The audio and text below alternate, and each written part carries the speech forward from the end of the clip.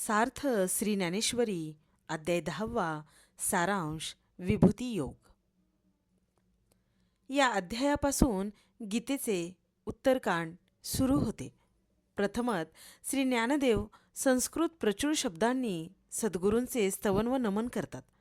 सद्गुरूंचे आध्यात्मिक स्वरूप, त्यांचे सामर्थ्य व अवर्णनीय महात्म्य सांगून त्यांच्याच कृपेनं हा गीतारूपी अनमोल ठेवा आपणास प्राप्त झाला असे सांगतात. 9 अध्यायातील विषय सूत्र रूपाने सांगून सद्गुरू कृपेनेच अनिर्वाच्य व अवर्णनीय अशा 9व्या अध्यायाचा मी अनुवाद करू शकलो. तसेच माझे प्रतिपादन मूळ संस्कृत गीतेच्या तोडीचे आहे असे नम्रता व आत्मविश्वासपूर्ण उद्गार ते काढतात आणि 10व्या अध्यायाला प्रारंभ करतात. अर्जुनाची आस्था प्रेम पाहून भगवंत म्हणतात, अर्जुना, तुझ्यावरील प्रेमामुळेच मला गुह्यज्ञान सांगता आनंद होतो आहे. अर्जुना, सर्व विश्वाच्या आकाराने मीच भरून राहिलो आहे, पण हे समजण्यास कठीण आहे.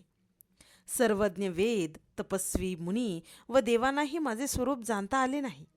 मात्र जो वृत्ती अंतर्मुख करतो, देहात्मभावाचा निराश करतो, त्यालाच माझे स्वरूप अनुभवायस येते.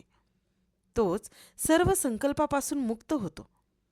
लहान बीजापासून वृक्षाचा जसा विस्तार होतो, त्याप्रमाणे माझ्यापासूनच सर्व प्रकृतीस्थ प्राणी, कश्यपादी मुनी, मनु, लोकपाल उत्पन्न झाले. ब्रह्मदेवापासून मुंगीपर्यंत सर्व विश्वात मीच व्याप्त आहे. मी, माझ्या विभूती व त्यांनी व्याप्त सर्व विश्व हे सर्व एकच आहे. या ऐक्याचा अनुभव येणे हाच अभेद भक्तियोग आहे. असे भक्त सर्वत्र मलाच पाहतात. जे जे भेटी जे भूत ते ते भगवंत असे मानून देहभान विसरून माझ्या कथाकथन करीत असतात. अशा भक्तांनी स्वर्ग मोक्षादी सुखाकडे पाठ फिरवलेली असते.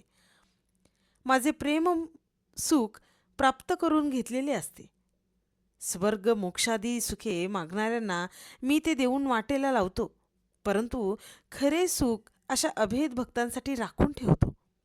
त्यांनाच मी ज्ञान प्रकाश देतो. भगवंताच्या या उपदेशाने कृतार्थता वाटू लागली. आत्मज्ञानरूपी नवा जन्मच मिळाला असे वाटू लागले. तो कृष्णाला सखा समजत होता.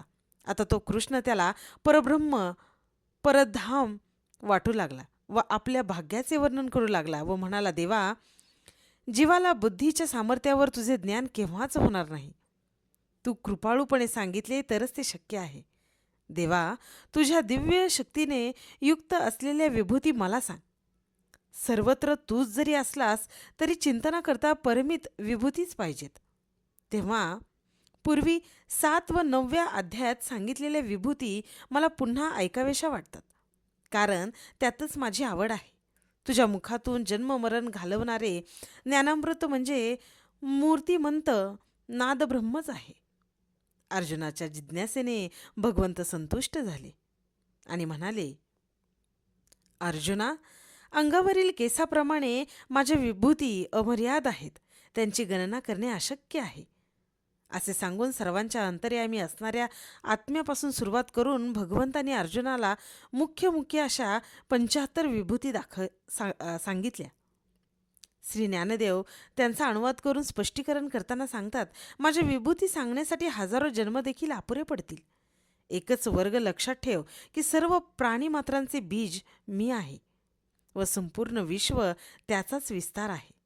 म्हणून लहान मोठा सामान्य विशेष असा आपल्या बुद्धीतील भेदाचा कलंक तू त्या शुद्ध स्वरूपाला लावू नकोस.